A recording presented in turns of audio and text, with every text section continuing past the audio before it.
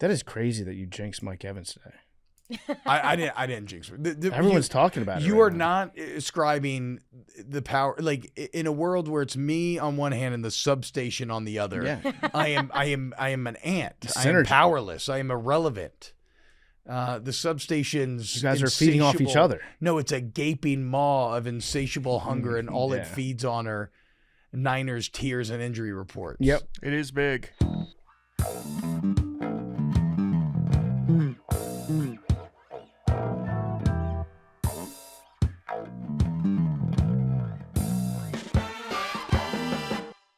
Welcome back to Macrodosing. It's brought to you by Quo. Today is Tuesday. It's August 4th. And Quo knows that running a business means that you're always reachable until you're not. And the moment you miss that call, that text, that follow-up, a competitor is going to be the one that picks it up. That's why today's episode is brought to you by Quo, spelled Q-U-O. It's the business phone system that's built so you never miss an opportunity.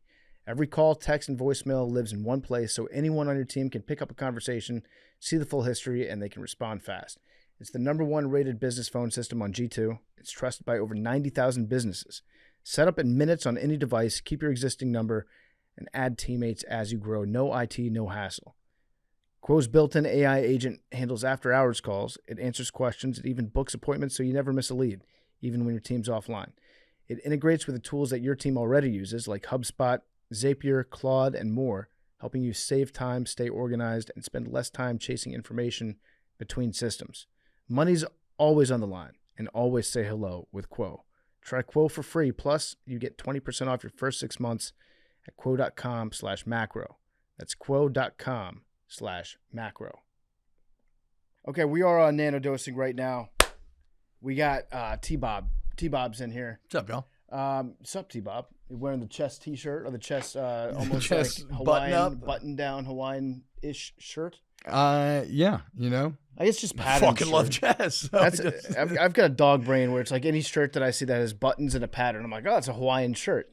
It has a Hawaiian vibe. Yeah. It kind of has a Hawaiian fit, like a Tommy Bahama. It's like a dad fit. It's like Yeah. a dad shirt covered in chess pieces. Yeah. And trust me when I say, PFT, I could not be more excited that you're getting back into the chess world. Yeah, we've been working a lot. Hey, I'm getting frustrated with it, though, because I know that I think I'm better than what my rating is. I also think a lot of people probably say that. I think that's probably a very common complaint people have. I run out of time. I take too long to make my moves, and if you're playing against, like, if you're in 5-minute speed chess, Yeah. you play with people that sometimes they just make the moves just to use the clock as a weapon, and then, you know, you can end up beating them. And then you end up losing in the end, and then you lose points on your rating. Yeah, it's actually it's beautiful. I mean, like everything in chess, I think it's pretty awesome game design where it forces you into the push-pull of like, okay, I need to know when I need to take time at the most critical point in the game to like find the right move. Yeah. But I can't do that every time because then even if I'm dominating, I lose. I think it's the most perfect game that's ever been made. I'm absolutely in love with it. And as far as the rating thing goes, it has made me accept that you are what your number is fully and wholly. I was looking it up yesterday on the train, and so I only play 5-minute blitz chess. I've been addicted since Queen's Gambit came out, and I've played like 4,500 games. Yeah. And I'm plus 30 in the win column. Okay. So I mean, it's just about exactly. It is a sport, whatever. It's a game that, yes, it because of how good the matchmaking is, you will be basically 50% over time. But I'm almost at 1,000. If I get 1,000 in 5-minute blitz, it's been my goal for years. We'll see. That's pretty good. Yeah, I think I could. I don't know if I played 10-minute. I think that would be probably where most of my wins would come from. I think that's the right amount of time for me. I get enough time to think through every move. And I don't feel like I'm rushed, but also, like, you know, the game doesn't drag on for forever. My goal was like, and so 10 minutes considered rapid, but my goal when I started to play was I need to do an amount of time that if I'm going to the bathroom that I can do a game. Yeah. And so that's how I landed on 5-minute blitz, because 20 minutes is just like a little too long. Yeah. Whereas like you can 5-minute blitz average game, maybe like 8 minutes. Like you can justify that anywhere. That's like eating a fucking snack. Good point. A little bag of chips. So good, T. When are we going to get you on the field to 64? Is that chess? Yeah. I've been contemplating it. Let's go, dude. If you need resources, I got you. I like that the field is 64. That's good. That's good stuff. The PFT, I can put you on some good books. Not like about strategy, even though if you want that, but like history of chess is fascinating. Yeah, when did they last make an update to it? It would have been, I want to say the last rules that came into play were like en passant.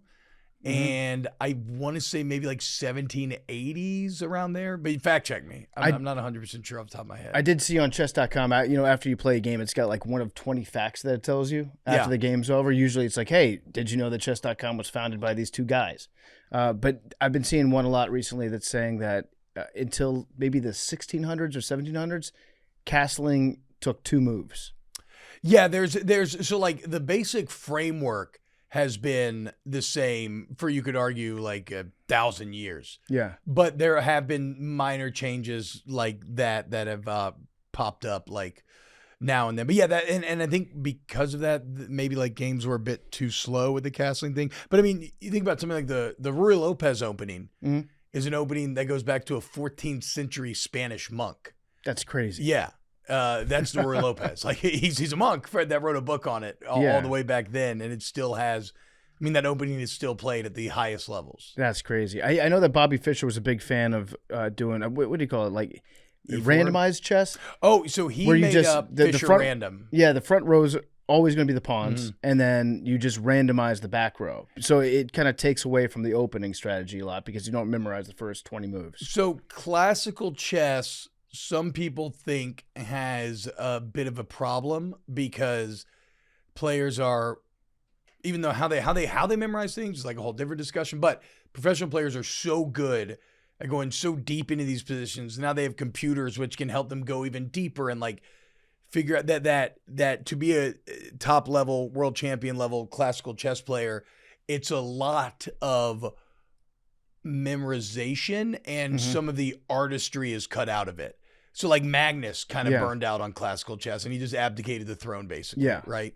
And Bobby Fischer got famously burned out on classical. That's why he made up Fischer random. And so sometimes those tournaments are great because they keep some of these sort of romantic, swashbuckling, Paul Morphy era chess going because it's not because you're forced to be creative, not just who memorized the deepest into a position. Yeah, it's like the guy that can memorize pi to as many places as possible. Like if you memorize all your openings, then you can kind of fake and get away with being good at chess when you're not really thinking things through. It's just, by the way, speaking of that, Mad Dog, say pi. 3.1415926535897932384626433, and that's right. Yeah. I had to learn it in high school. I never forgot it. Oh my God. I have a weird thing with So numbers. you know what's funny? When you remember that, do you remember it in do you use chunking like how we do with phone numbers? No, I have like a rhythm in my head. Because that is actually how chess players, one of the ways that their memory works is it's not really as much. The opening is like rote memorization, but like they see patterns and they chunk information together in their head. And it's very akin to like a composer and how they interact with music, or like if you saw Oppenheimer, the whole like I see the music thing, basically talking about physics. Like, I don't know. It's fascinating, and it's the most perfect game human beings have ever created. It is. It's a great game. I'm getting back into it. It's fun. It's a great time. We should definitely do some sort of content here. Well, I think so. I sent you that thing that chess.com sent me with Gotham Chess coming into town, and I couldn't make it. You couldn't make it, but Titus ended up going. Yeah. And he got tight with Gotham, so he's supposed to be coming by the office soon, which I cannot wait for. That's great. Yeah, let me know when he's coming by. That's the biggest chess YouTuber out there. 7 million subscribers on YouTube. That sounds like a lot. Levy Roseman, international master. Yeah, I love watching even just like the YouTube shorts. Where it's like watch this crazy defense against the Sicilian opening, and it's like a 20 move thing where the guy just absolutely punishes the other dude, and then you try to use that in your game. It's like, oh well, it actually had to break the exact perfect way for this to all happen. Yeah, and if you try to like force in what this guy was doing, you're just gonna absolutely fuck yourself over. No, they make one different move than what you're expecting. Everything changes. Yeah. But that's the thing about chess is it is functionally infinite. Yeah. And I could be using the wrong phrasing, but it's something called like exponential geometric growth or something where 5 or 6 moves into a game, there's more possible combinations than there are like atoms in the universe. Like That's crazy, yeah. It's now of course like there are best those moves don't all happen. Like, yes, because some there of are them are best never paths. played. Yeah, But the point is, it's a perfect information game that everybody there's nothing hidden, no subterfuge, and yet it still has this infinite replayability and there's always deeper levels that you can go, which computers are proving as well. Yeah, true. We are in the hot stove season. We got a couple baseball things to talk about right off the rip. Big T, first of all, congratulations on the Atlanta Braves sweeping the Washington Nationals this weekend. Nice 4-game sweep. 4-game sweep after Game 1. I thought we might take Game 1 after 6 innings. Didn't work out, but probably for the best. May have. Is Abrams going to get traded now? I don't think so. But I do think that that's one of those series where if it goes one of two ways, you can talk yourself into it being okay. So like if we swept y'all, I think that would have been great. We would have been buyers at the deadline. But maybe for kind of a fool's gold season, because I think that the Nats roster has enough holes in it where we're not going to win anything this year. But it almost took us getting swept to force our hand to say, okay, we're not going to be. And maybe that's just me as an outsider. I like to think that maybe the people that run the Nats are a little more big picture than that and understand the sport a little bit better than I do. But from my perspective, and fans' perspective at least, if you get swept going into the deadline, it makes it easier to say, okay, we're going to be sellers, and that's okay. Because we might, we're still, I'd say at least a year ahead of schedule. So if we can contend for the playoffs next year, maybe make a little bit of noise in the playoffs, that's a great spot to be in. I'd be happy with that. But the Braves look really good. Nats ended up trading Luis Garcia, and he's going to the Yankees. Mm-hmm. I just saw that Joe Adele is going to the Guardians. Mad Dog? Adele? That's exciting. Yeah, he's the right fielder that robs all the home runs. That's exciting because we need that. Yeah. The three in a game guy? Yeah. But he's like really not normally a good defender, right?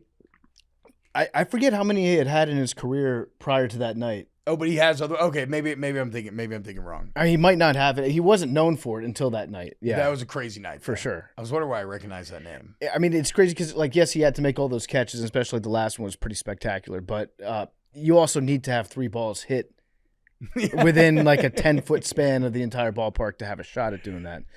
And then the Red Sox look like they're trying to get Adley Rutschman right now. I did hear that. And the Phillies made some moves as well. Hot fucking stove. The stove is hot right now. Shout out to the Cubbies. Got an LSU Tiger.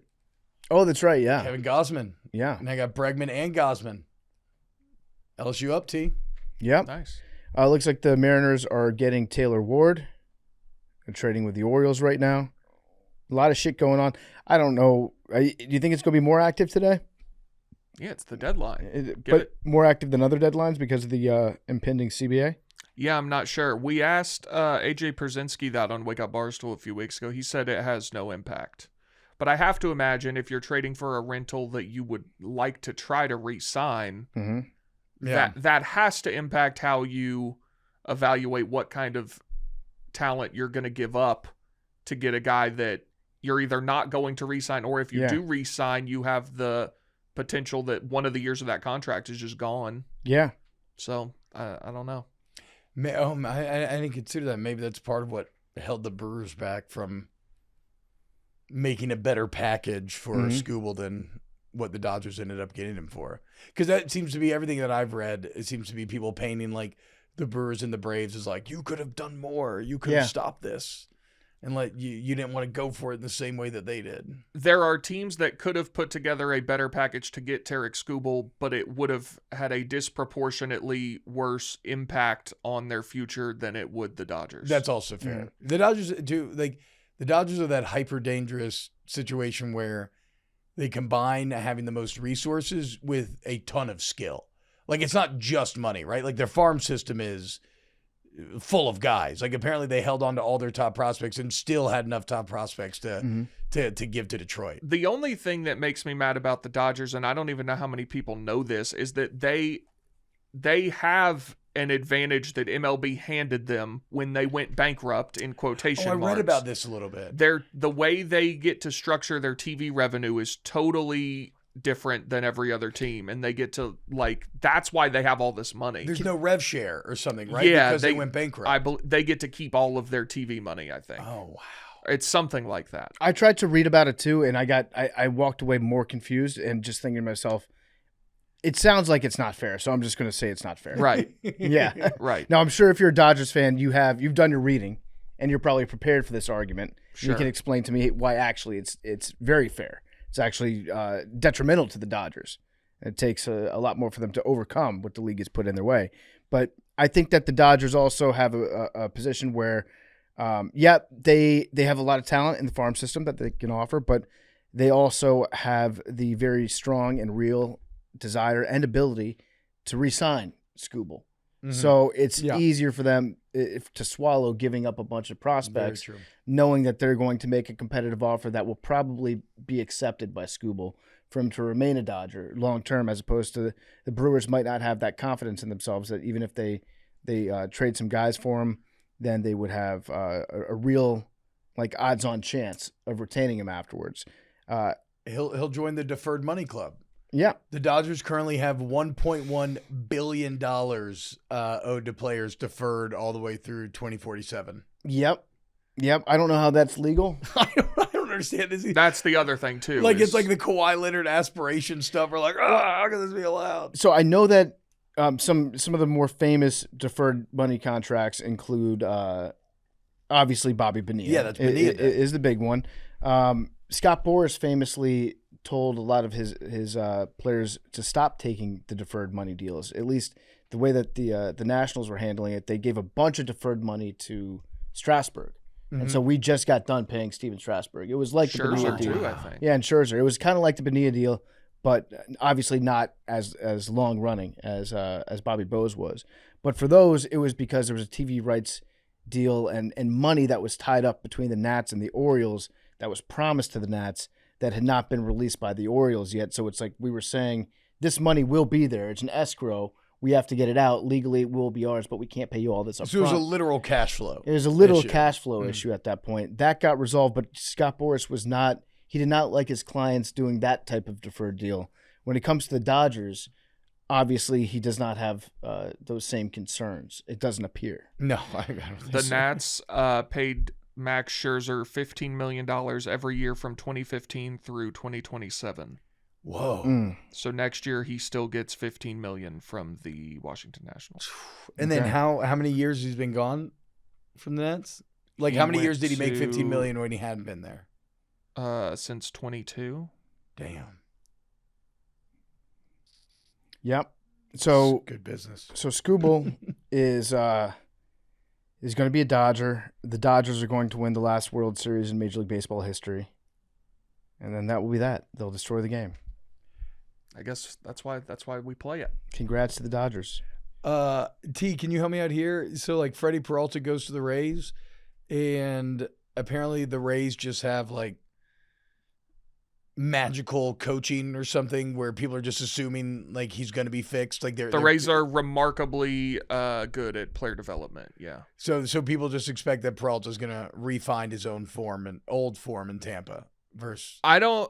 That's possible. I think more in their minor league system is where, if the Rays ever, but it is true. Like, if the Rays ever call you and want to trade for one of your players that you think isn't that good, you should put all your resources into that guy. Oh, I did run across. You should hang up immediately. I gotta find this. I ran across a tweet. It was in the Athletic today from 2014, and it was something like, "Oh, I'm so excited about who the Rays traded for, who'd they get, and what'd they give up." Basically, just implying that there's like an implicit level that front office is always kind of outsmarting the opponent. Yeah, they're very good at player development and identifying talent.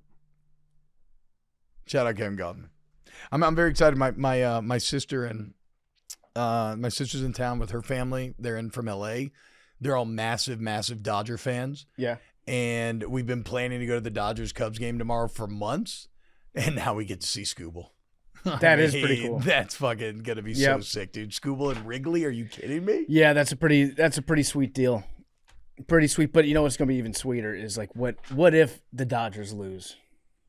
What? What if they lost in the playoffs? Oh, How sweet would that be? And it almost they came so close. The Blue Jays came so close last year. Yeah, I mean, how long have they been considered to have the best roster in baseball? Because last 4 years. 21, they were definitely the favorites over the Braves. 20, they won it. Yeah, but it was fake. Mm-hmm. 19. So I would say from 20 on. Yeah. The point being, there's not a guarantee. Whatever. Yeah, for sure. They're plus 145 to win the World Series, which is absurd. But that means they're minus 175 to lose it. Yeah, true. So it could happen. I do hate that we live in a world though where the Dodgers are that, and then Vita Vea, the odds are that he gets traded to the Rams, and fucking Aaron Donald might come back. Like, well, I'll always maintain that Los Angeles does not deserve this sporting success. I agree with that. They were on Sunday Night Baseball last night against the Red Sox. The stadium was a third full.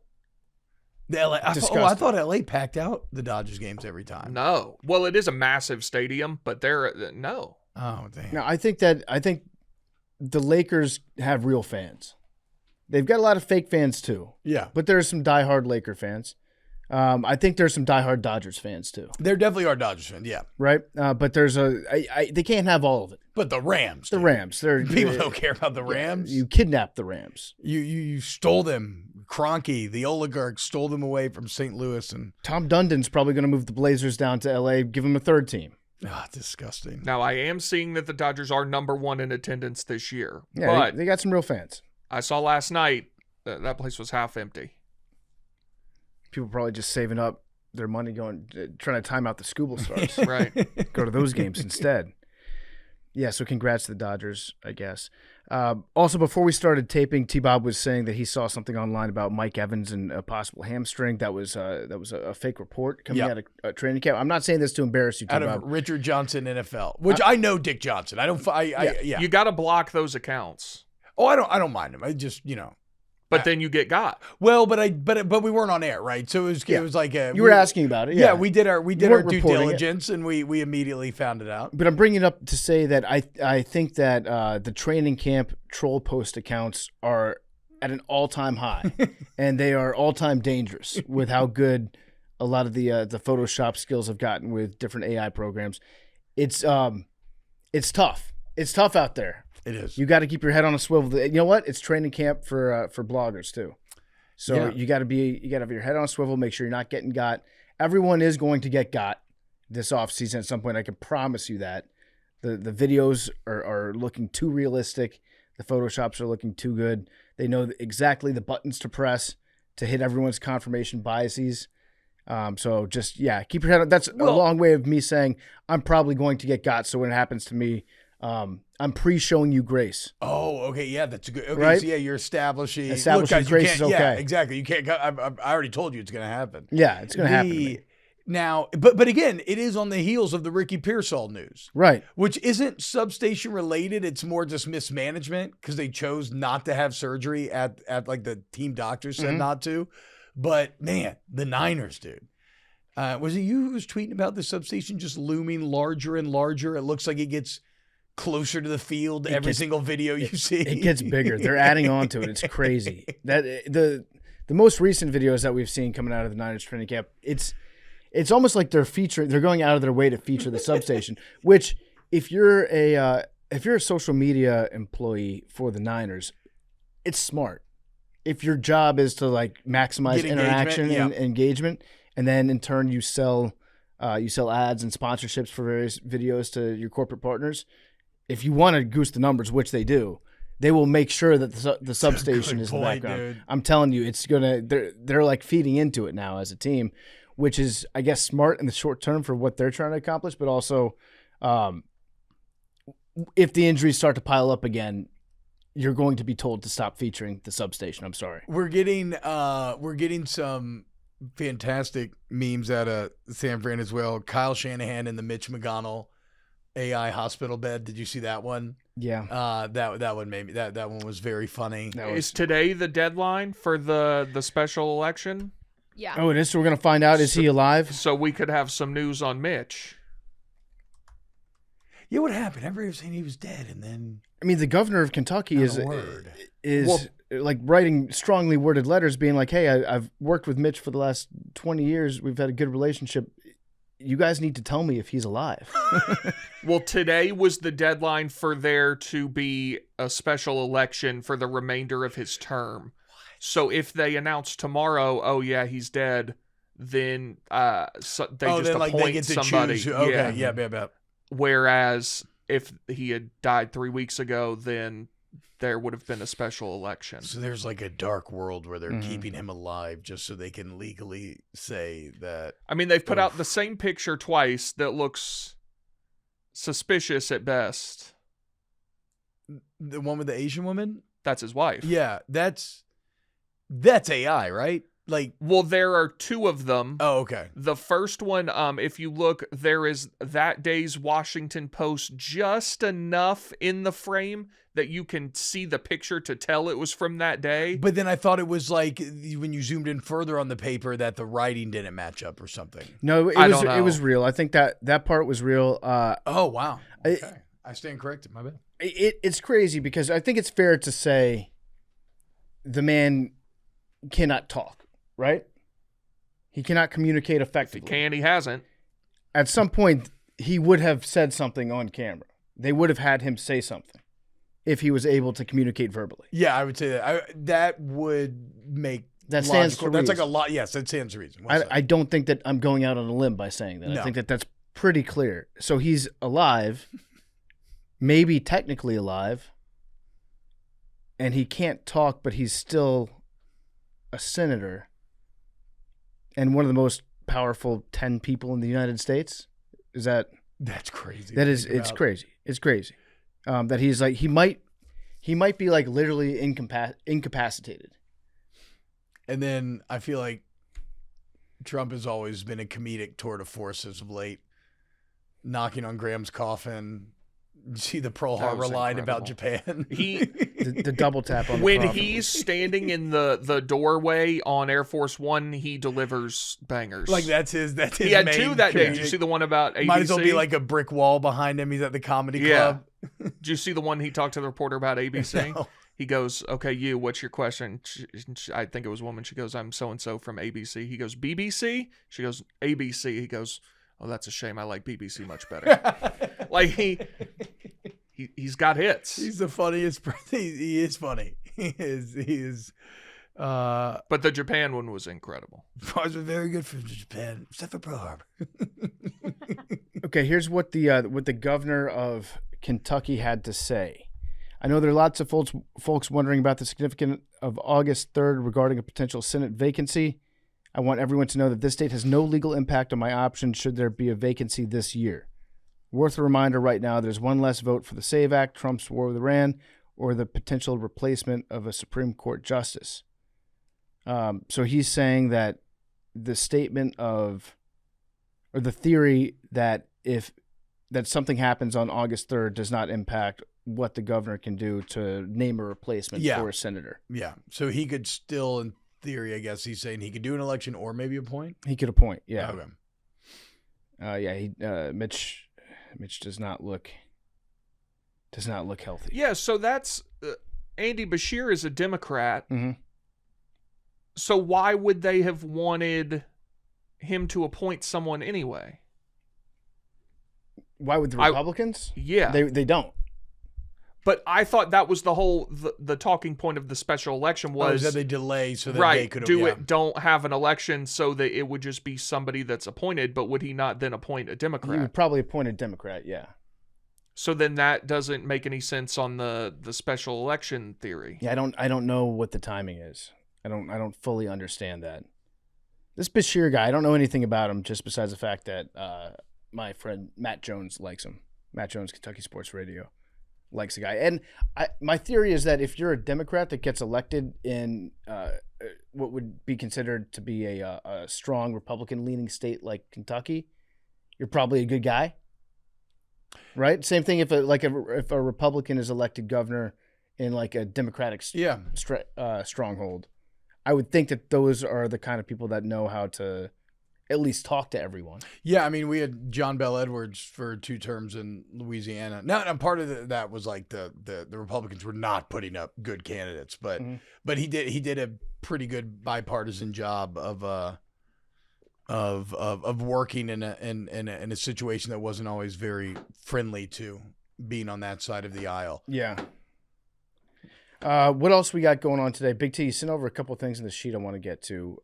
Shout out Viagra. Could be a cancer drug. So they've been studying Viagra, or I guess the active ingredient in Viagra, which is that the sildenafil? Because there's the sildenafil and there's the tadalafil. Okay. Yes, it looks like that's sildenafil. That's the one from Viagra. So apparently, there's research that it can stop cancer from spreading. What? It disrupts how tumor cells are managing cholesterol, which stops the spread somehow of cancer. That would be huge. That would be massive. I did read that this has apparently happened a couple times, though, where Viagra is purported to stop some other disease. Like, apparently this happened with Alzheimer's recently. I have a theory. What's that? I have a theory. I'm not a doctor. I'm not even RFK Jr., but I have a theory. Just talking this over. If dudes are getting boners, they're probably, on average, happier than dudes that might not get boners. Yeah. Is that fair? Yeah, you're more confident. You take 100,000 dudes age 50, and some of them are taking Viagra, some of them aren't. The ones that are taking Viagra probably getting laid a little bit more, probably have more confidence, probably slightly happier with their personal lives and their sexual health. That has an effect on how your body fights off everything. Mm-hmm. It's like the placebo effect. Yeah. Except for your dick, and it's real. Yeah. Like, if you think something's working, if your mood is better, then overall your body does a better job of fighting off certain things. I'm not saying that just like, tricking yourself into being happy is going to stop you from having cancer. No, but I'm saying, like, around the margins, yeah, the happier a patient is, the in better spirits they are, the better they recover from things, the better they fight stuff off. Yeah, I think that's I feel like accepted as scientific fact nowadays, isn't it? Not that it's a cure-all, but that it can have an effect. So so maybe it's not physiological. It could be mental. It could also be physiological. That would be, instead of like, if people, they don't have to shave their heads anymore. They don't lose their hair because of chemo. The one way that you would identify like a cancer patient is just tin it up. They just got a boner all the time. You see a dude walking around with a boner being like, "Hey man, keep the fight up. Keep pressing on. We got you. We got you. My dick says stand up for cancer." This would be great stuff. I hope that it's real. It would be great for all the men who maybe feel too embarrassed or are hesitant to accept that maybe they need some help in that department. Yeah. Here you go. Here's your on-ramp. Very easy. You're lowering cancer risk. Yeah. Go for it. Whatever it takes. Did you know that Viagra was an accident? Do you know what it was originally created for? I think I did hear that. Was it blood pressure? Yeah. Yeah. It was like a high blood pressure pill and it didn't work, but then they found out that it fixed erectile dysfunction. Yeah. I think that's also how maybe Rogaine, or maybe Propecia. That was also a blood pressure medication, but it relaxed the blood pressure around the hair. I know. I think cornflakes were invented by accident. I think you're right about that. Back in the day. I don't know what the guy was trying to make, but then he accidentally made cereal. Did it have something to do with stopping guys from having sex? That would be crazy given the nature of this conversation. Yeah. The cornflakes invention was tied into not getting John laid. Harvey Kellogg and Will Keith Kellogg left cooked wheat dough out too long, causing it to ferment and flake when rolled. Oh, okay. There you go. They were like, assumed they of Kellogg's fame. Look at that. That's so crazy to be like, that's where the Kellogg empire started. It was made to counteract indigestion. All right, so not being too horny. I was mistaken. There was something in the history of Kellogg's about getting boners and stopping people from getting boners. There's no way I made that up, right? There's no way. Mandela effect. Yeah. Oh, I have a Mandela effect, boys. And I need to know whether I should blame CERN or if I've just always been an idiot. This last year of my life, I just realized that when you have an outlet on a wall, there's a big hole and a small hole. And you got to line up your plug like with its big tine and its thinner tine. Has it always been that way? I just always assumed that it just didn't fit. I was like, and I just jostle a little bit, flip it around, and then it would work. I think some of them look bigger than others, but I think that's always It's been always I think been the some case? you can do either, but then there are ones that have to be a particular way, right? You have Maybe to just fit. in my new house, every single one is it. And now You've I look never at put some and it appliances. wouldn't go in? Yeah, but I just assumed it was bent funny. Mm. And I was just like turning around and not think twice about it. And then this year, 37 years old, I was shocked when I actually looked at it. And I was like, oh my God, that's bigger. Like this one, I believe you can do either, right? Like I could flip this around and it still goes in. But then there are some that have a big and a little. Yeah, big. I blame CERN. I don't think it was always like that. In the young United States, one of the loudest anti-masturbation voices was John Harvey Kellogg, a physician and devout Seventh-day Adventist in Battle Creek, Michigan. In addition to running his successful surgery practice, Kellogg edited Good Health, the church's magazine promoting Adventist beliefs in healthy living, such as adopting a vegetarian diet, abstaining from alcohol, tobacco, and caffeine, and getting plenty of fresh air and exercise. In this vein, the doctor had also come to believe that sex, including masturbation, was detrimental to physical, emotional, and spiritual well-being. He personally abstained from it, never consummated his marriage, What? and may have actually spent his honeymoon working on one of his anti-sex books. that poor lady. That poor woman. They're on the honeymoon. It's like, right, not now, dear. I'm working on my novel about how not to fuck you. That is, I mean, it's just quite simply, it's just a step too far. They adopted 8 kids and fostered another 34. That's great. I would also question. I don't want to cast aspersions on the man. He had clearly an unhealthy outlook on sex. Yes. You think some sildenafil could have fixed him? Maybe, but I wouldn't trust a guy like that to adopt 8 kids and foster 34 kids. That's all I'm saying. Also, he has an ideology, and he wants to pass that ideology off on as many as possible. These are the kind of people that should not be adopting 34 children. Like, look, do we have a masturbation problem? Absolutely. Yeah. Absolutely. Porn brain, all that stuff. Yes. It's scary. It's dark. But you got to have sex. You got to. Especially with your wife or your girlfriend, whatever. That's like, it's the stuff that's one of the best parts of being in a relationship. The fact that you went on a honeymoon and then worked on your book about how you shouldn't Not have sex. fucking. And clearly some stuff going on with this guy behind the scenes. So he as part of his crusade towards overall health, including his thoughts about not having sex, he worked on a number of different foods, including cornflakes, to add to his overall holistic vision of what a healthy life should be. Sounds like a crazy person. God, so bland. Just cornflakes and no fucking. Yeah. That's okay. All right. Well, shout out. You weren't crazy though. I was not You crazy. were not crazy. Shout There was out something to there. John Harvey Kellogg. So for Thursday's show, I've got an idea of something that we could do. We talked a little bit before we started taping here today. Greetings throughout the ages, like physical greetings, from the handshake to the bow to the dap, to whatever you want to call it, to the hug, to the kiss on each cheek. Oh yeah, that's a good one. There's a lot of good ones out there. And it stemmed from an encounter that I had last week with Curt Cignetti, the head coach of the Indiana Hoosiers, former James Madison head coach. Weakest handshake I've ever felt in my life. Whoa. I didn't know if you were going to say that publicly. We talked about it a little bit, so I can speak publicly.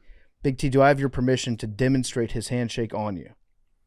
You'll be Coach Signetti. I'm Signetti. Yeah. Yes. You're just- still going to feel uncomfortable a little bit. Just a word of warning: you're not going to like even the demonstration. We did it. Oh, we did. That's right. Yeah. Okay. So here's Hey, great to meet you. Oh. yeah, just that, just the fingers, Complete limp wrist. Just Did limp he go with the web fingers. to web?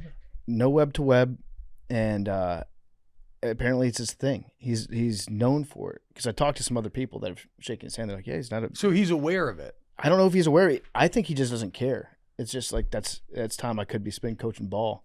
Wow. Like I don't have to worry about like showing off with a handshake. I do think that there's a lot of performative handshakes out there.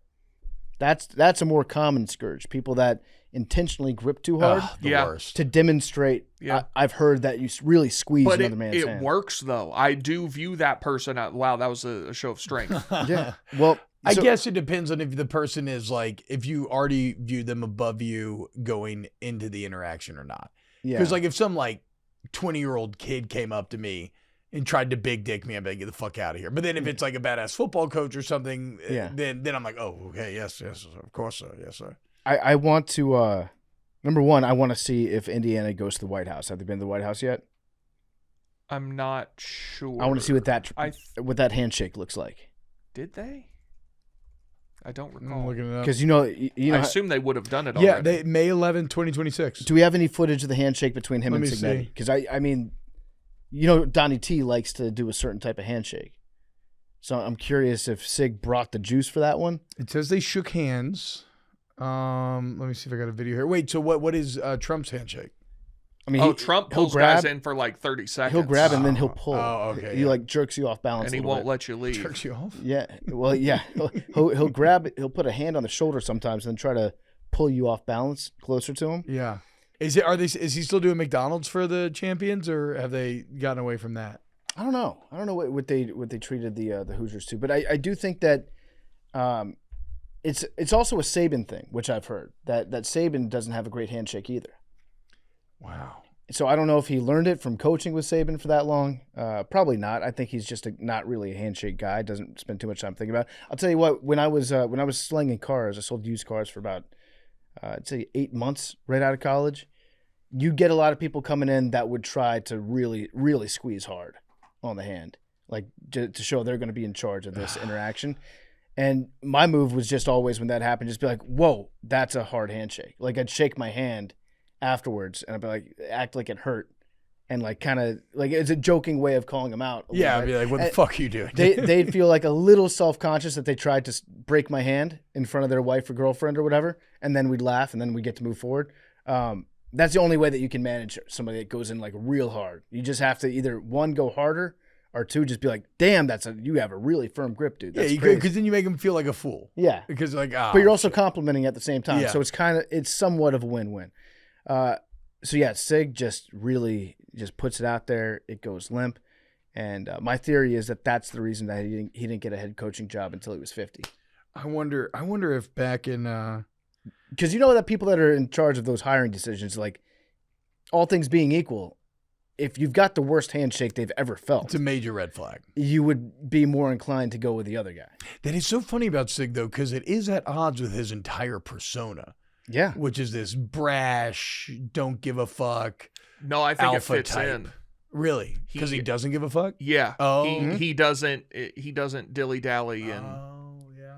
And I'm not judging the man. Like it's, I guess maybe I'm judging him a little bit, but it's just something that I noticed because it's so striking. It's not something that I think Big T is right. It does go along with a lot of things that we know about him, but it's still extremely unexpected. he doesn't understand the need for Yes. for a handshake. Yes. He Yeah. doesn't what's the word I'm looking for? He does not give credence to its value. Yeah. Yeah. It's a All he, waste care- of all time. he cares about is winning. Yes. It's a waste of time. It has nothing to do with what he's there to do. Right. Nobody Which is ever win beat football Ohio games. State because you could go web to web. Exactly. Correct. Yeah. So I'm just kind of fascinated by how that all went down. Do you think this handshake is real? Like the badass, like Roman or Greek, like you see it in movies, Yeah. like the forearm to forearm clasp. Because I Yep. love that one, dude. I think that's actually the manliest one we got. Forearm. You walk Yeah. up to a guy. Me and my cousin do that with each other all the time. It's like, fuck yeah, dude. Maybe we'll find out on Mhm. Thursday. What about the like a little open chest, like just slap in the chest? Oh, I haven't played open chess in a long time. That's a good one too. I like the soccer handshake that all the refs do. The like your thumbs. This one, yeah. Yeah. That's a good one. Yeah, it is a good one. It's nice and understated too. That was the white guy black guy meme handshake. Yeah, which I think is from Predator. That from Predator? Yeah, it's from Predator. Carl Weathers. Carl Weathers and Arnold. Yeah. Looking so jacked. So dude. jacked. Yeah, so I want to learn more about the history of various greetings over the course of the years. Also, is there a handshake coach? Gotta be. absolutely. You think we could find a handshake coach? But they're probably tied into larger, like body language, Will Smith, Hitch style coaching, right? Like Tony Robbins, how to be an alpha male. Yeah. You know, like Andrew Tate is out there. He has a handshake portion of his class in the Hustler Academy. I'm just curious to know if there's such a thing as like a handshake coach. If anyone is a specialist when it comes to that. It's hard to find because there's a website called Handshake, and it's like a job search website. So if you search Handshake Instructor Chicago, just get a lot of handshake.com. And that's right. The Tate Brothers are under arrest right now. Again? Yeah, they got arrested last week. More trafficking? More trafficking now, but they're making threats. Are they in Romania again? I think they're getting extradited to England. Oh, wow. And they're making threats saying that if Trump doesn't get them off or strong arm their way out of jail, then all the massive amounts of young Republicans that support the Tates are going to turn their back on the MAGA movement. Oh man. Which I mean, I don't know if I want to live in that world, but I mean, I think the Tate Brothers are massively overstating their own influence. Yeah, and plus, like, all Trump really cares about is you just got to donate, right? If you want to pardon, like, well, you want to help out. Maybe not, because there was that one case. Was it Lil Uzi Vert? Say that one more time. Lil Uzi Vert. Lil Yeah. Uzi. He was the one that got into it with the grifters, right? Oh, I don't know this. I don't remember this. I don't recall either. Am I making? No, it wasn't. I know what exactly. Wait, what we you're talked about talking it a few weeks ago. Yes, it wasn't Lil Uzi Vert. He was like typing in all caps. Yes, tweeting. It was Boosie, right? Boosie, that's right. It was That's Boosie. what it Yes. Oh, shout out. What about Boosie? Yeah, Boosie. He paid $300,000 to Jacob Wall and Jack Berkman. Might have been $600,000 because they said that they were in charge of securing pardons. Yeah. They just took his money. Oh, what? Yeah. So Boosie was upset about that, but yeah, I don't know. I don't know that they can get a pardon because it's not. The charges are, it's extradition to England.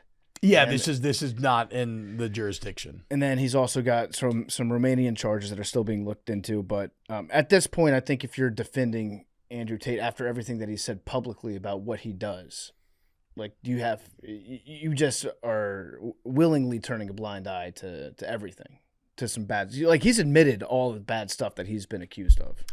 He's very openly said it. I've watched like legal breakdowns of like, is this incriminating himself? Yes, he's extremely. Yes, he's very guilty. Not the point here, but do you have to be handcuffed on a flight over to England if you get extradited? That seems like the worst flight of all time. Ooh, I think so. Did Tom Hanks take the cuffs off Leonardo in Catch Me If You Can? I haven't seen that movie in a long time.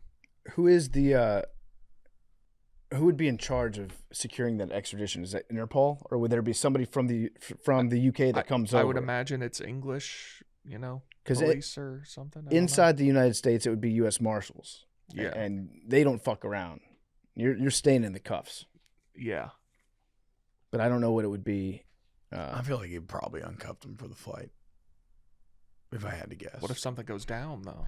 I mean, he does have dangerous hands, like, given his background, so maybe you don't uncuff him. But Do you cuff him to like the seat? But maybe this is a movie. The flight gets hijacked, and there's a terrorist on board, and Only one man can he's like, save us.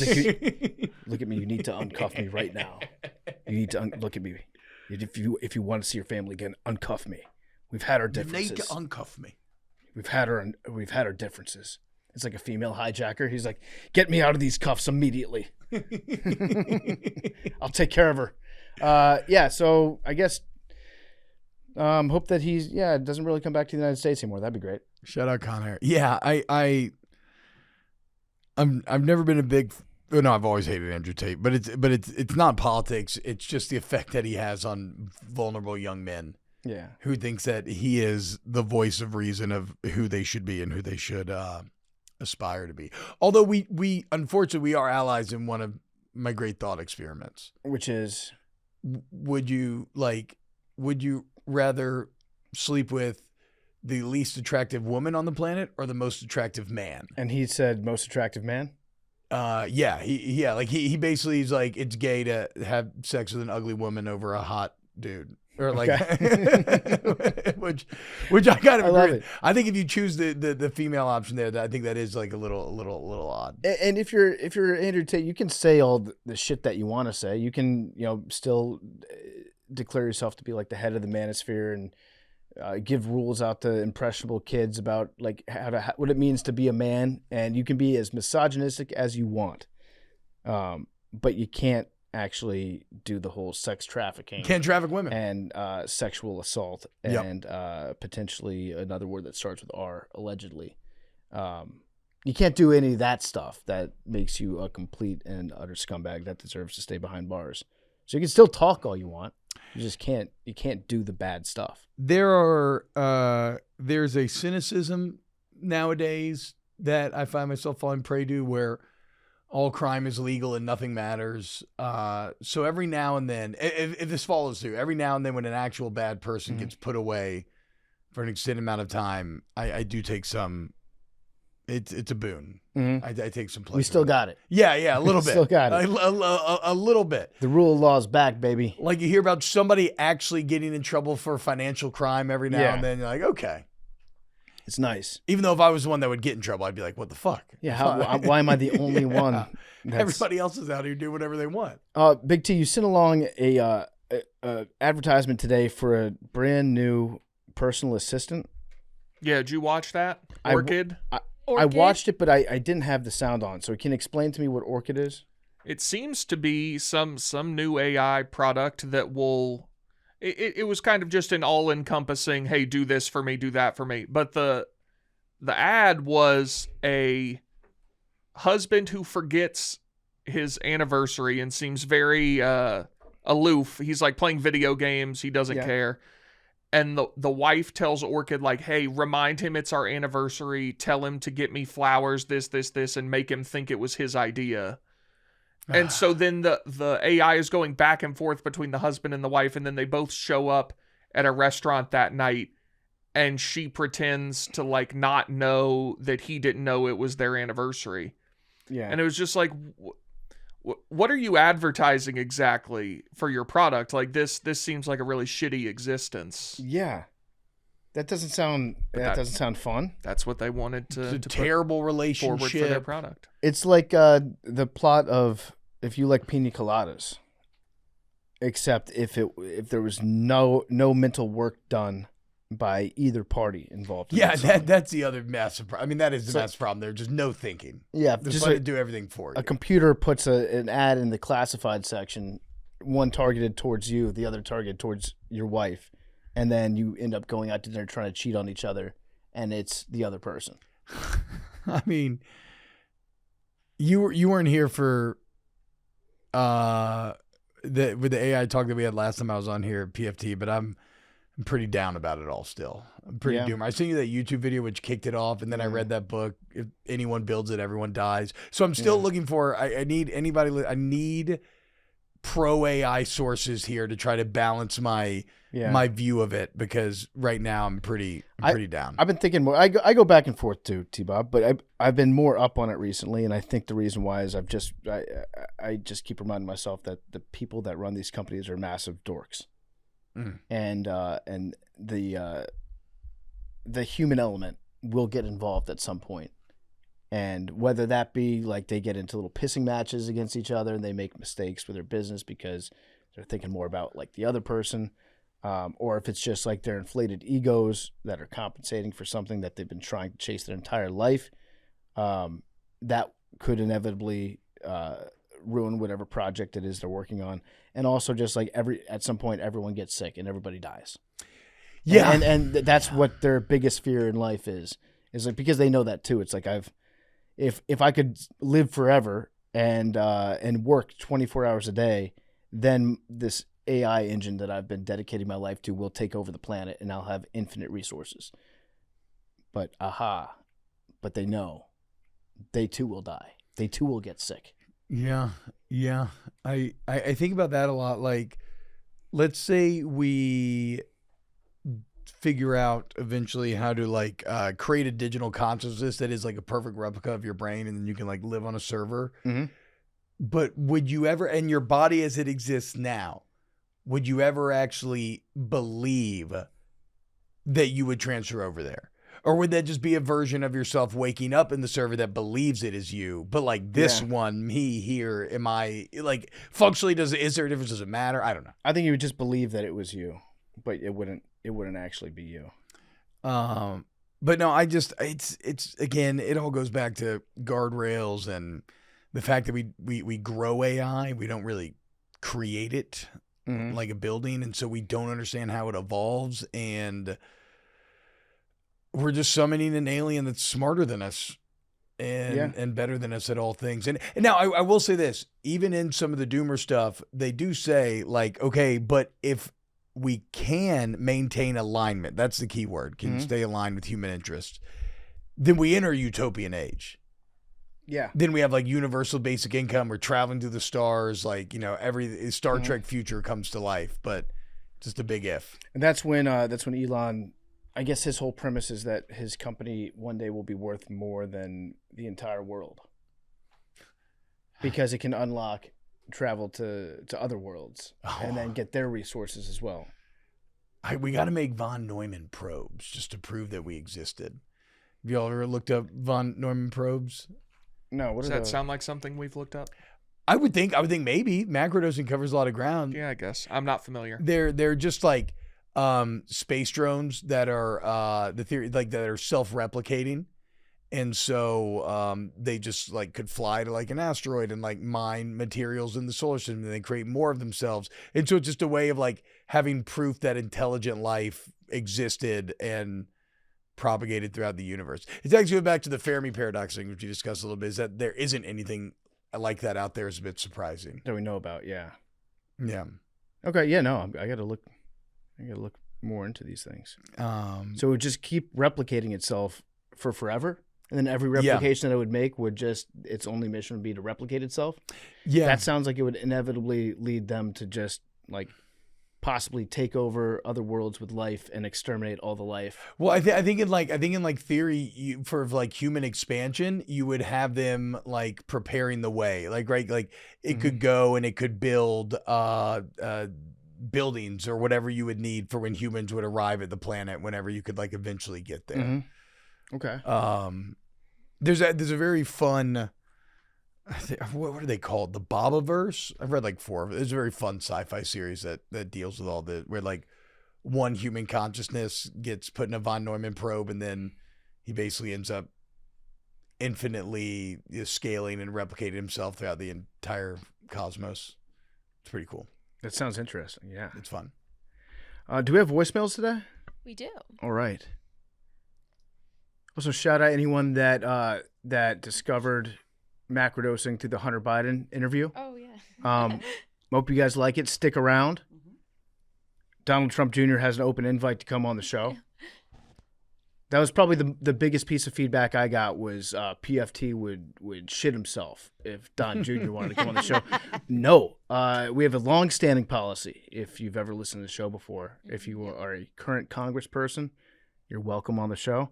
And Senator? Yeah, Senator. If you are the son or daughter of any president, you are also welcome to come on the pod Tiffany? to discuss. Especially Tiffany. Tiffany Trump? Especially Tiffany. Oh. No, just yes, as if you are a son or daughter of a president. Yeah, that's crazy. Of course you would say yes if Don Jr. wanted to come on. Yeah, Don Jr. That'd be yes. crazy. The Bush twins, yes. Oh, would love. Chelsea. Sure. I'd love if Jenna Bush Hager came on the program. Oh yeah, that same. Yeah. Yeah, those are your two. Is that a white whale? I've never even thought about it, of Jenna Bush Hager as a possibility. What's she up to? She's on the Today Show. She hosts the third hour. Yeah. I didn't know that. She just got a new co-host. Chanel Jones. Crazy. Yeah. Oh yeah, no. Jenna Bush She's Hager is great. like a full staple of suburban America. Yeah. Are y'all watching the Today Show like that? My mom watches it every morning. She's obsessed with Jenna and Chanel. I watch it when I'm home. And What are I like them. What is Hoda Kotb on? Is that the Today Show? She used to be She Jenna was Bush the Hager's third. co-host. She is now retired. Oh, okay. Shout it out used to be Hoda. Jenna and Hoda. I always loved Hoda. What is she doing in retirement? I think she wrote a book. Drinking wine? Lives in New Probably. Orleans, drinking wine. Yeah. Yeah, good life. She has Good kids. midday white Kids. wine. Yeah, Yeah. she has two kids. And I think she wrote a book. And sometimes she'll pop in like when Savannah Guthrie, Mm-hmm. when that all was. I mean, it's continuing to happen, but It's crazy. Would you have Sarah Huckabee on? oh gosh, Not a president. No, I don't think so. Damn. Wait, what's she doing now? Sarah Huckabee. She is. I just saw a video of her recently. Is she? She's She's a a governor. She is the governor of Arkansas. What? Yeah. I thought that, but I didn't want to sound stupid. What? Oh shit! I didn't know that. Well, fuck me. I think you have to have her Well, on yeah, now. now she PFT. has to Yeah, have I her. said, but we've made no allowance for governors. Yeah, but if Jeff Landry wanted to come on, you'd have Jeff Landry on. Yeah, okay, governors. Yeah, all governors are now welcome on the show. By the way, All? Yeah, I think if we do one, we got to do all of them. I bet there's a lot of not good governors Yeah. out there, though. Those are the fun ones to talk to. No, I'm not saying not good in terms of character, not good, not a good interview. And you have to have bro, some- if you're a governor, you can fucking talk. Yeah, that's like kinda- you're entertaining. You got charisma. But I guess then again, Sarah Sarah Huckabee Sanders is the governor. Let's not Okay, maybe so. give her too much. I feel credit. like governor has lost a bit of its luster in the I last was 20 just years. Gonna say. So I was just gonna say though, like Jeff Landry is a man who I've always vehemently disagreed with his politics and everything, but he's going doing the Lane Kiffin shit. Now SpaceX just announced they're opening up a giant new like launch center in Louisiana. Like, give credit where credit's due. He's actually getting some shit done. He has in terms of, power. like economy and jobs. What are the top 5 states that you envision a powerful governor? Louisiana's in the top 5. Yeah, Yes. and that all goes back to Huey P. Long. Like he's when I a think of the dictator. governor of Nebraska, you have no power. You just got to stay above Kansas. New Right. York. New York has a powerful governor, but you usually end up in jail. Is Gretchen Whitmer the governor of Michigan? Yeah, I hear a lot about her. Big Gretch. Yeah. California. Texas. Yeah, the big Texas. boys. Yeah, I'm not talking about the current governors of states. I'm Yeah. saying what states exude Governor. Yeah. that they would have a powerful head of state. I would say Texas. Texas for sure because of the oil, and just the tax base there and the amount of people that live in your state, and also half the job of being the governor of Texas is just to say like fuck you to everybody else. Right. Like I'm gonna do things my way because I'm from Texas.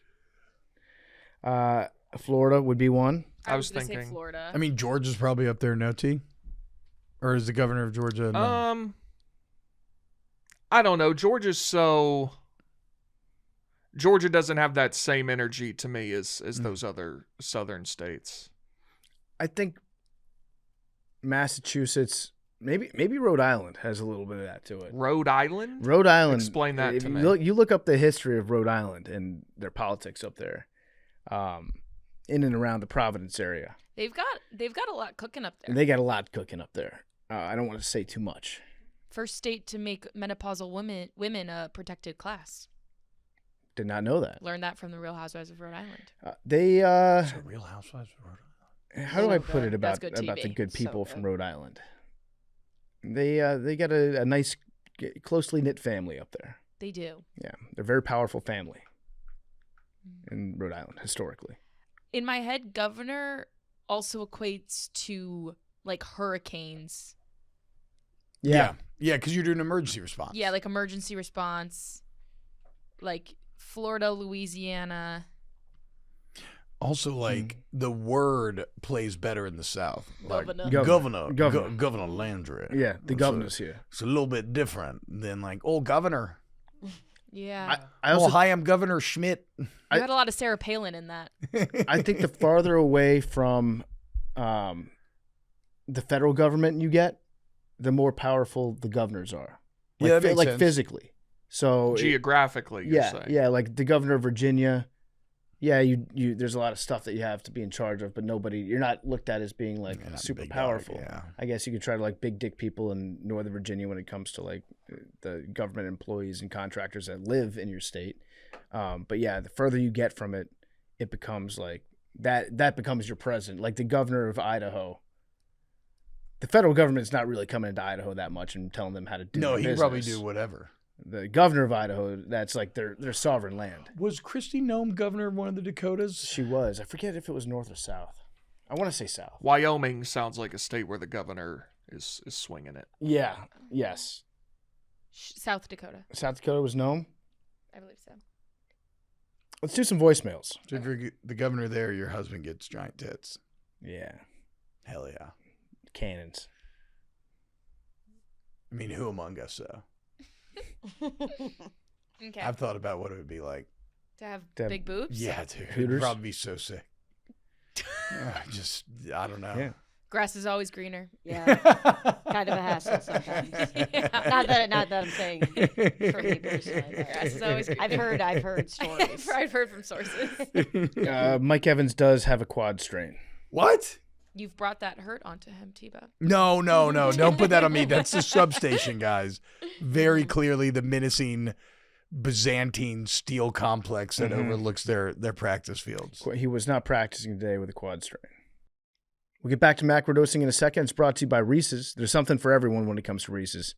My favorite Reese's is probably the peanut butter cup. I also love the Reese's Pieces. Love it in ice cream. Love it in froyo. Reese's is the best candy. It is the best chocolate. It's the best peanut butter. It's all combined into one. The Reese's Peanut Butter Cup changed the game. It is the best treat in the world. You guys know Reese's. You love Reese's. Everything about Reese's is special. Every product they make, incredible. They're the official candy partner of Barstool Sports. They got the Reese's Lounge here. It's amazing. It's a great room. Go get Reese's wherever you shop. Reese's, the official candy partner of Barstool Sports. Go get it today. Macrodosing is also brought to you by Stella Blue. You know that first sip of great coffee shop latte? Well, Stella Blue put that feeling into a can. The canned lattes are made with 100% Colombian coffee packed with 190 milligrams of caffeine. It fuels your day. Whether you're heading to work, the gym, a road trip, or if you just need a better afternoon pick-me-up, Stella Blue delivers smooth taste wherever you are. Now it's easier than ever. You can keep your fridge stocked because Stella Blue canned lattes are available in convenient 4-packs. Same big caffeine boost, same incredible flavor, same mission to help rescue pets with every purchase. Go get a 4-pack today. You can also find Stella Blue in select Circle K and 7-Elevens around the country. Yo, this is Pat from Syracuse. What's something that you initially hated on, but eventually came around to love? For me, country music, Mac Miller, and the sweet, sweet Cincy. Bye. Okay. That's a good question. So initially hated on, but come to love. Yeah. Country music, by the way, I think you can't appreciate country music until you've had life experience. Yeah. Like if you like country music at 14 years old, that's great. There's You a might lot like of, songs about cowboys. yeah, or- there's a lot of good yeah. music out there, but I think as an adult, you have an appreciation for country music. Also, I think that as someone who has feel like I've come around to country music later in life, to your point, T, it is an element of that. But then also, country music gets painted with a very broad brush where like pop country and like kind of old school, like soulful country feel like completely different Mhm. genres of music. Yeah, Like there's a I lot of still stuff. like I mean I know that a lot of people love him, but like Morgan Wallen, that just does less than nothing for me. But like Tyler Childers, like Mhm. him a lot. George Strait back in the day. So yeah, I got an answer for this question. Staying home and not going to stuff. See, I've always loved that. Yeah, you were ahead of the curve. I was early. But like the FOMO Yep. isn't really there. When I saw the pictures of Lollapalooza this weekend and the videos from Lolla, Well, that I was so glad that, and there were videos that were like, look how incredible this is. I was like, wow, that looks like. Did you consider going to that? No. Right. So that's not. But at one point in my life, I would have definitely gone to Lala. Yes. Okay. Yes. See, I would never ever. I I'll tell you definitely what. would have, and now I would never. I rode the train in yesterday Yeah. at the same time that everybody's coming in from suburbs. Nope. Just high school kids straight out of a sci-fi movie. The Yeah. outfits. T-Bob, Yes. did you go to the National Sports Collector Convention No, I this didn't week get to at all? make it this week. So I'll tell you what, I showed up at that on Saturday morning, and I almost had a panic attack. I had to turn around and leave. Saturday seems like a hard day. For It that. was unfathomable. I don't It was too know full? how to estimate how many people were in there. 60, 70,000. I mean, it was shoulder to shoulder. You couldn't move. And I was like, I can't be here. No, it sounds like a I got to nightmare. leave. I went last year with the Mostly crew because I was working with them at the time, and it was really fun. But we went on like a Thursday, and that was ideal because it was full. It was still packed with stuff, but it wasn't like you had plenty of room to breathe. It was way worse than last year. Oh wow! Yeah, it was crazy. So I'll do a crowd if it's something I really want to be at. But other than that, I'm not getting into a crowd. What'd you think about the kid that stole the card? Saw that. That's it's a shitty parent. $15,000 card. Yeah. Huh?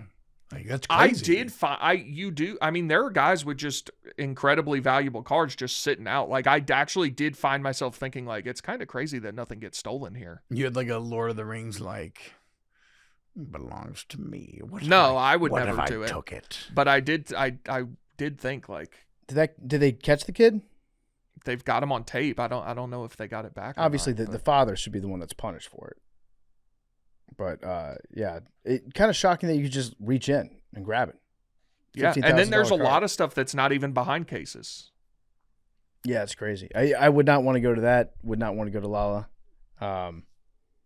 But yeah, just not going to stuff would be my answer. It's a very good answer. I'm trying to think. I mean, I know your taste buds change. I hated pickles my whole life, and now I like pickles. Yeah. That's been pretty cool recently. I can't get there with the olives. Keep trying olives. Keep trying, and every time I tap back in, they still just something a little that I don't like. About You'll get them. there one day. I hope I so. hit that spot about 5 years ago. Now I and am we're coming in. around to dirty martinis. Yeah, that's the start. That's Right? the gateway. Yep. But even then, I'll maybe eat one olive off the spear. I won't eat both. I love a pearl onion, though. Good Yeah. God, I love a pearl Those onion. are good. But yeah, once you start to enjoy a dirty martini, that is the first domino to fall.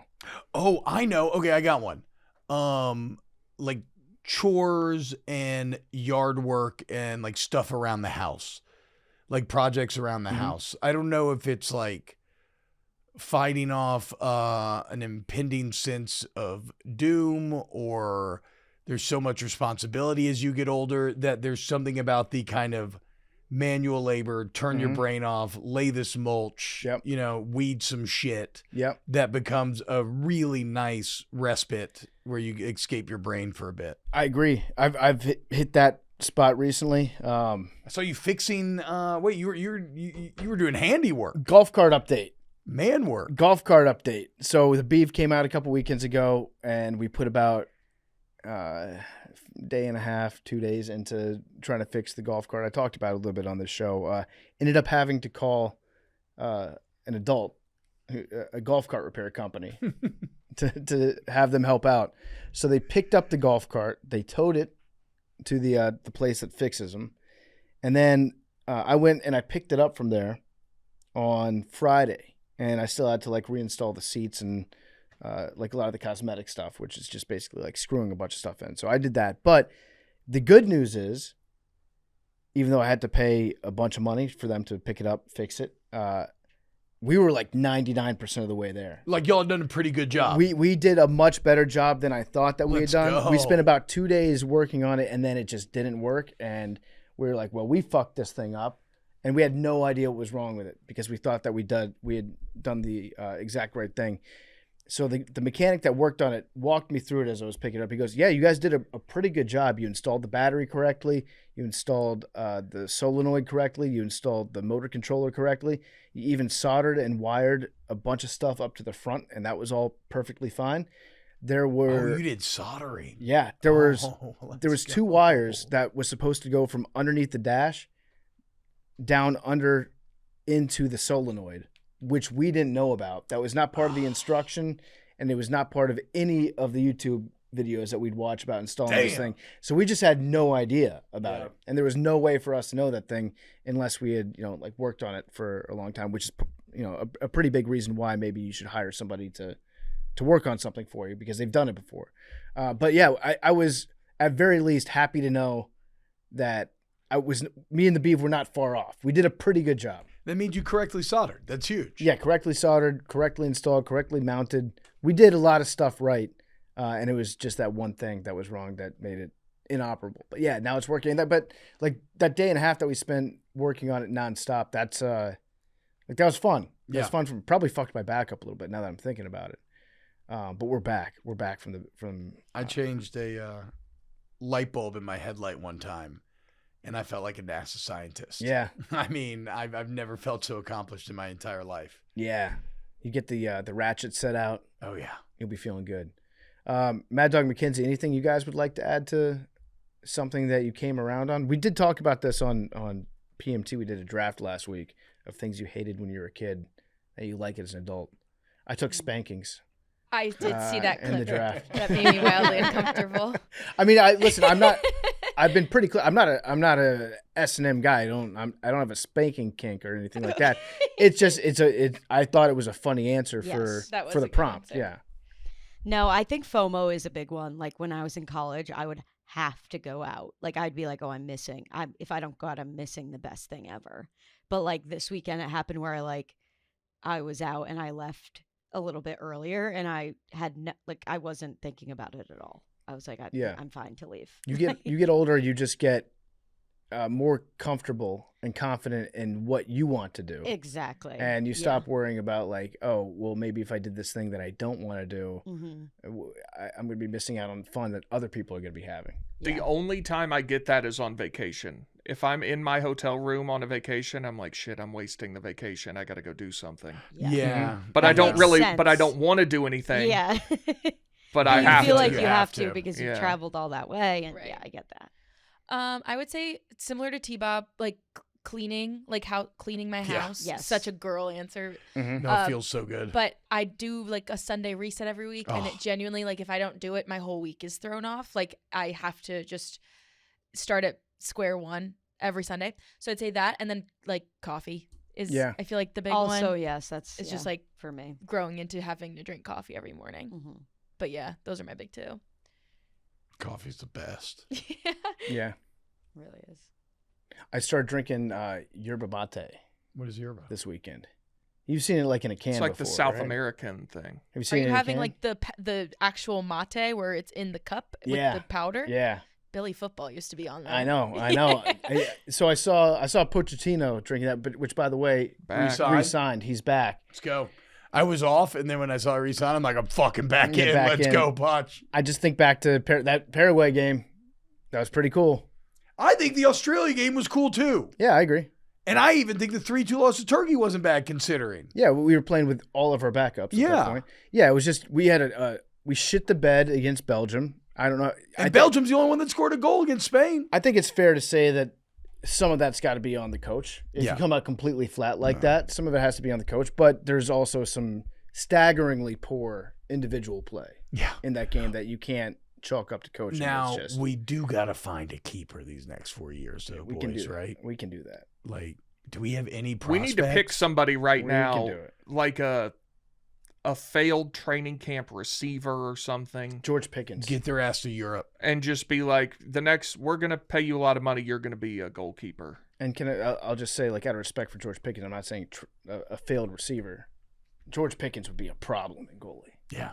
Yeah, maybe like a little too much of a psycho, Might get some penalties. like Jorge Campos style, but he would be electric on that. Also, we need this guy I guess you need to play for a club just to get reps, but I want his primary job to be like, you are the U.S. goalie. Like you're at the training facility. We're not sending you out to the Colorado Rapids. Right. You work for us All day. Do they make those pitching machines like they do for Major League Baseball, Oh, those things are sick. where it mimics each pitcher's pitch like perfectly? Do they make those for soccer? Have you seen those? I T? don't know. The Yeah, baseball like ones? the Yeah. big screen Yeah, with yeah, the yeah. yeah.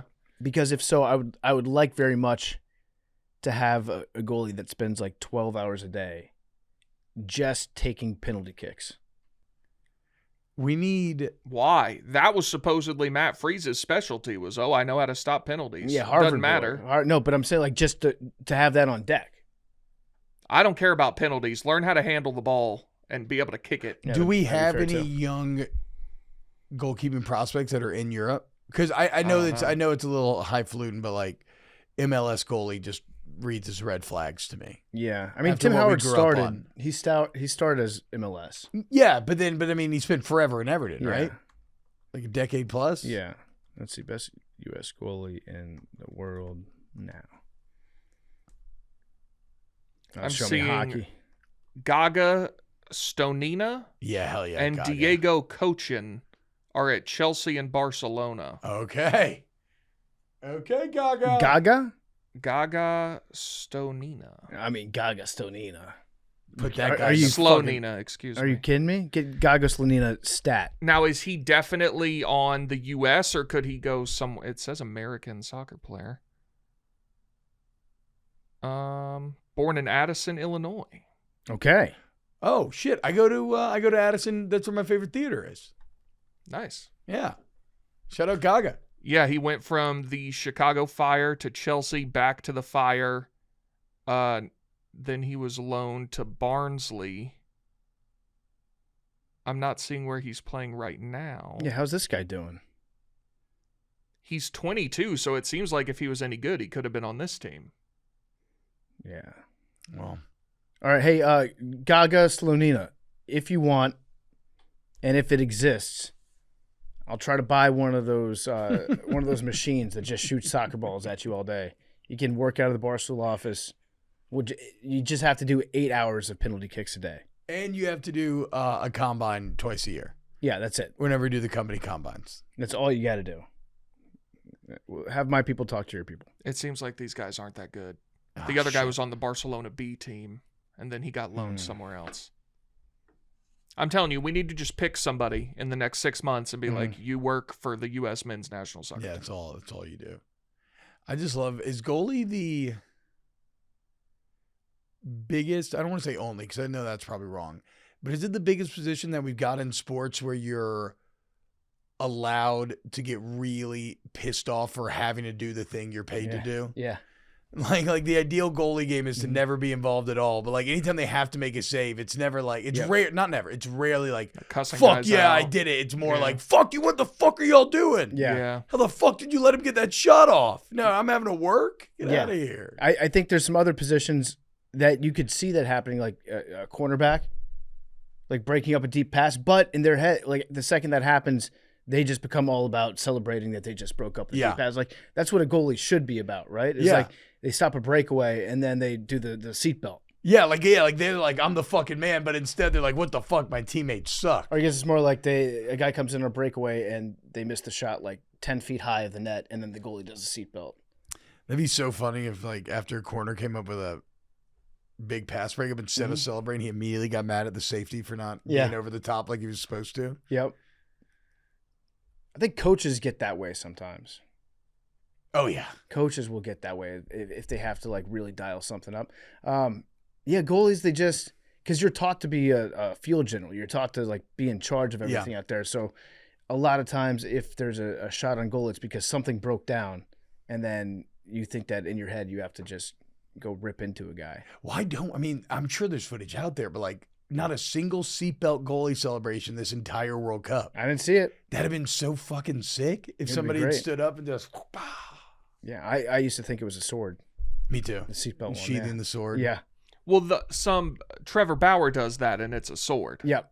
And I don't know what this is. With the Oh, DBs while that's doing I that. put you in a box. Oh, okay. Because I Yeah. loved when Washington was really good that year on their natty run. They would always do that, and they go thumbs yeah, down. I you're thought that was- boxed up. Oh, that's cool. Yeah. I was just always thought VAR, and I never understood it. No. What do we expect to be the new celebration this year?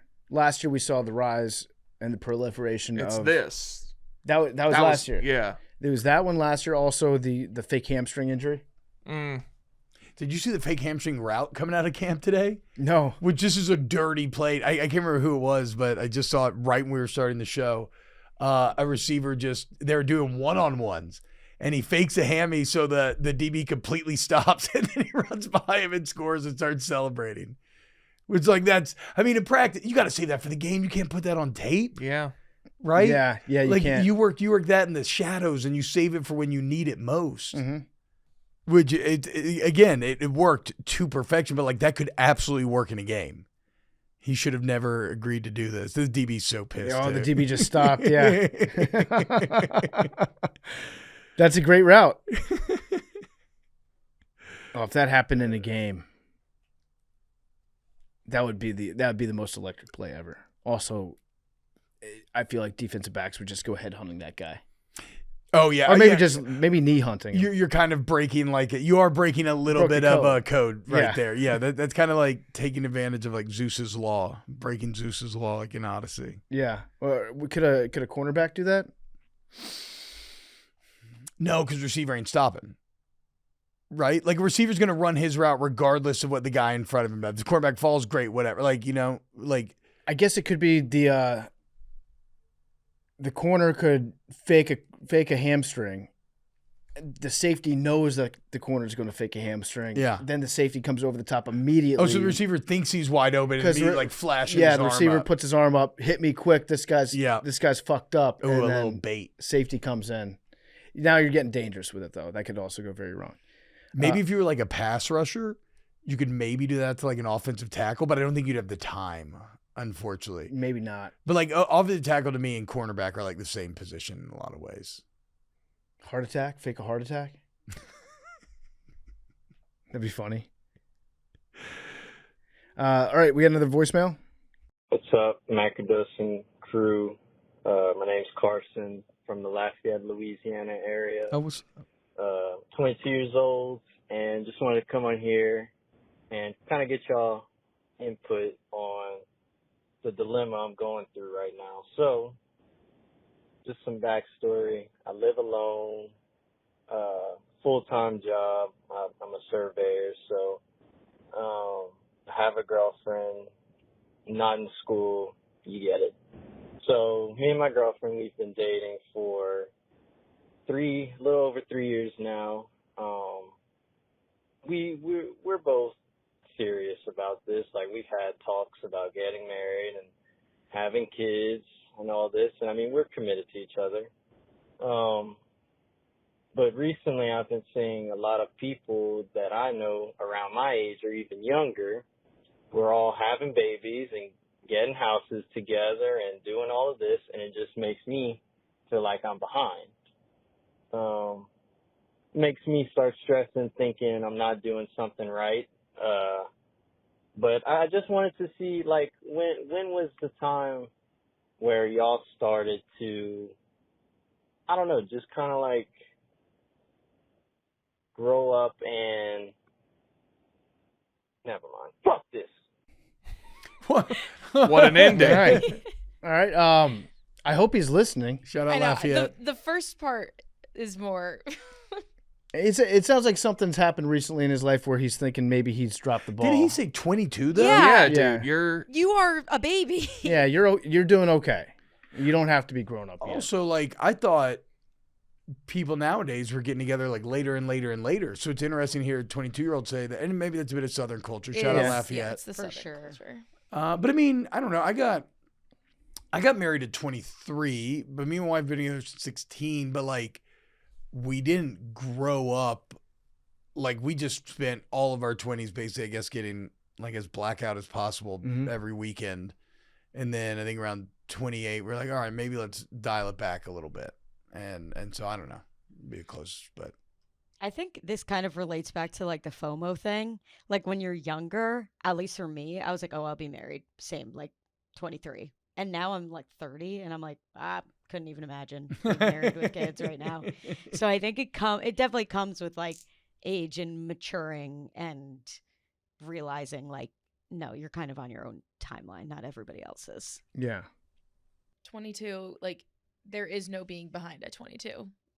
No, exactly. Your life is just beginning. Yeah. I agree with that. I'll take it a step further and say that if you have friends and they're making it seem like they've got it all together and that's why you're feeling self-conscious, I promise you they feel like at times you are the one that has it all together. Yeah, true. Grass is always greener. Grass is always green. Grass is always green, just like with 100%. just like the boobs. Yeah, don't force yourself into making like super mature, grown up, permanent decisions because that's actually going to set you back way further than you think you are now. Also, like I say 28, but that's not even true because like I feel like I had a ton of maturing this last year of my life. Like I don't know. I think it can go.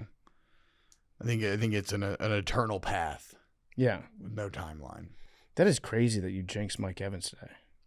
I didn't jinx it. Everyone's talking about it. You are not ascribing the power, like in a world where it's me on one hand and the substation on the other. Yeah. I am an ant. I am Synergy. powerless. I am irrelevant.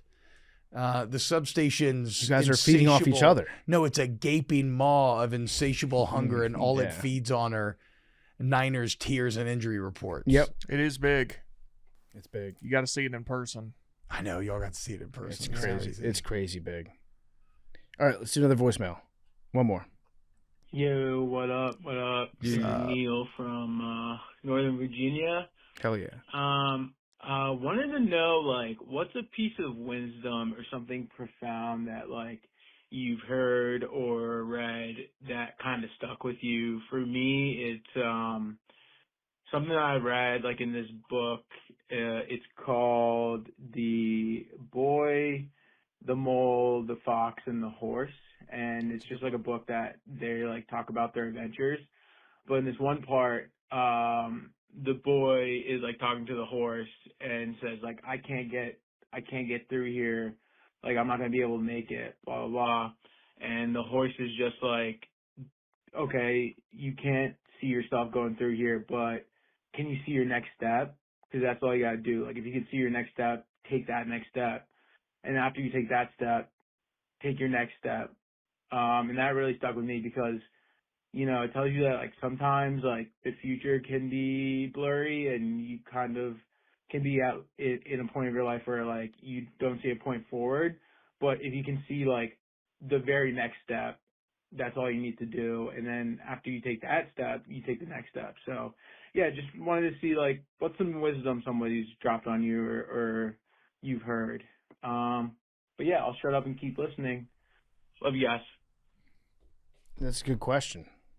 Piece of advice that has stuck with you that you've read or learned. I like the one that he mentioned there because it's very and there's a million different ways that you could get here, right? Like the Bible talks about worry never added a single day or minute to anybody's lives. What man has added an hour to his life by worrying? Yeah, yeah. Like some, you know, there's like stuff like that, or like, you know, but I like that all because even the one he's just talking about, and this is something that I've been thinking about a lot this last year of life, and I do believe it's helped me, which is trying to be very present oriented in your thinking, right? And trying to be present with the people you're talking to, who you're spending time with, and not because like if you're constantly being associated with the past, that you could argue that's kind of like living in regret, and if you're constantly thinking about the future, that's kind of where anxiety can come from. So yeah, I like a good present oriented mindset. I think that's good advice. I would say that other people's opinions of you are their business and not yours. And if you try to make everybody happy all the time, then you will make nobody happy. And being confident in that. That's another one that's like way easier said than done. But it's very true. No, but I mean, you drive yourself fucking crazy trying to stress out about what other people think about you and how can I fix it and how can I do this. Whereas if you narrow that focus, you're like, look, I'm just going to be myself, do the right thing, stack, you know, those kind of days, and whatever happens is going to happen. And the big secret in life is that everybody feels just as self-conscious at times as you do at your worst times. You wouldn't worry what other people thought of you if you knew how seldom they did. Boom. That's very good. That's very well said. That's profound. We overinflate how often people think about us. That is true. I always think about like you're going to like a wedding and you're just like a guest, but you're like upset about, oh, I forgot this, or like about your outfit, right? Yeah. And then you're like, oh wait, like nobody's going to think twice about you. Yeah. It's a wedding. You're just an attendee. You couldn't be farther from the point here. Yep. Great advice. Also, pick up this book if you're looking for wisdom. There's a lot of good stuff in it. Yeah, I'd agree with that. I would agree with that. Trust in the Lord with all your heart. Lean not on your own understanding, and he will make your path straight. Great advice. I try to remember that often. Great advice. This is not necessarily advice, but one of my favorite sayings ever is by this guy, Valery Paterculus, an old Roman thinker, and it's about precedent. And I'll paraphrase here, but it's basically about like the power of precedent, and that no matter how narrow the initial path that something gets done is, no man considers a course base for himself, which has proven profitable to others. So not advice or anything, but kind of a profound statement on how, like, if somebody does something and it works out for them, then others will always follow suit. So you got to be careful of the things we're cheering on or not. I also like that Chinese proverb that's like, there's a farmer and he has one horse and the horse runs away, and his son's like, well, this is terrible. What are we going to do? He's like, I don't know. It might be fine. The horse comes back with a bunch of wild horses. He's like, this is great. We have all these horses. The son gets on one of the wild horses, starts riding it, falls off, breaks his leg. Everybody in town's like, this is terrible. And he's like, well, we'll see. Then the army comes and they're like, we need your son. We're going to war. And he's like, I can't go. I broke my leg. So you just, you don't know what, let things play out. Yeah. Yep. Yeah. Good advice. It is odd. I feel like a lot of times the things that happen to you that feel like they're the worst things end up, when you get distant, sometimes are the best things that happen to you. And I know that all sounds very like hackneyed, and probably a lot of old people say that, but I found it to be true in my life sometimes. I think, I think it is true. I also think that people are more open to talking about like times in their life where they were down bad if something really good happened because of it. It's also true. Right? So there's like a little bit of it's the self-fulfilling prophecy type deal. Or it's the plane that came back that they studied and they see where all the damage was done. And they're like, oh, this is where the planes can get hit. Whatever that sort of bias is. I forget the name for it. Yeah, like if something terrible happened to you, you never recovered, like you died or something. Right, you'd be like, you know what? Yeah. You know what? Getting AIDS was actually the best thing that ever happened. So I guess the bigger takeaway there would just be that kind of, to try to fight through it no matter what. And maybe it makes you stronger in the end if you do get through it. You're right, though. The point stands, which is that I think most people that end up happy or doing something that makes them happy, they do have a story about how something went askew or went awry. Yeah. And then they pivoted from that, or it all worked out. So yeah, it's good advice. So don't be too down on yourself at the moment. And get boner pills. Boner pills. So you don't get cancer. And so you just have good, strong erections. And you're happy. Yeah. All right. Well, we will see you guys on Thursday. Love you guys. Goodbye.